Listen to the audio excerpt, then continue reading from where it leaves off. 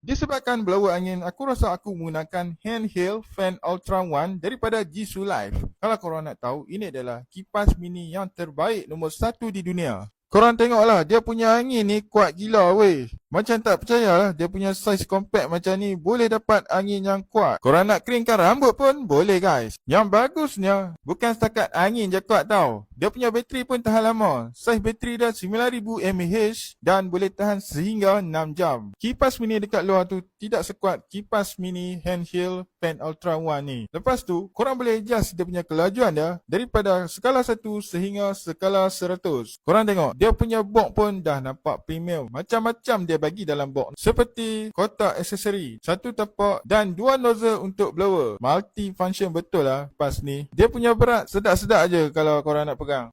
Taklah rasa lengoh-lengoh tangan. Design pun cantik guys. Siap ada LED light lagi. Untuk pengecasan dia menggunakan charging Type-C untuk penuhkan bateri. Dia ambil masa selama 2.5 jam untuk penuhkan bateri.